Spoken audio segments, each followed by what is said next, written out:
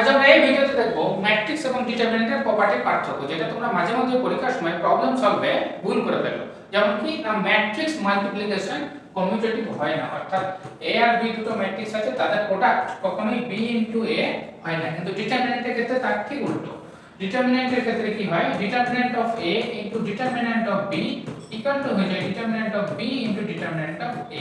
এমনকি ডিটারমিনেন্টের ক্ষেত্রে আরো একটা প্রপার্টি যেটা আছে, determinant of a into b তার ডিটারমিন্যান্ট এইটা ইকুয়াল টু হয়ে determinant of b into a।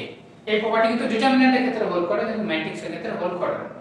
ম্যাট্রিক্সের ক্ষেত্রে যদি ম্যাট্রিক্সের প্রত্যেকটা এলিমেন্টের সাথে ল্যাম্বডা গুণ থাকে, ল্যাম্বডা ইনটু a, তাহলে যে ম্যাট্রিক্সটা পাবো সেই ক্ষেত্রে ল্যাম্বডাটাকে যদি বাইরে নিই, তাহলে ল্যাম্বডা কনস্ট্যান্ট ইনটু a, ম্যাট্রিক্সটা এরকম হয়ে যায়। কিন্তু ডিটারমিন্যান্টের ক্ষেত্রে কি হয়, যেটা a ল্যাম্বডা ইনটু a এর ডিটারমিন্যান্ট হবে lambda to the power n into determinant of a। বুঝতে পারছো প্রপার্টির মধ্যে কি তফাৎ আছে? ও কমিউটেটিভ হয় না, কিন্তু এ কমিউটেটিভ হয়। এর ক্ষেত্রে শুধু ল্যাম্বডা বাইরে আসে, কিন্তু এর ক্ষেত্রে যখন বাইরে আসে তখন lambda to the power n বাইরে আসে।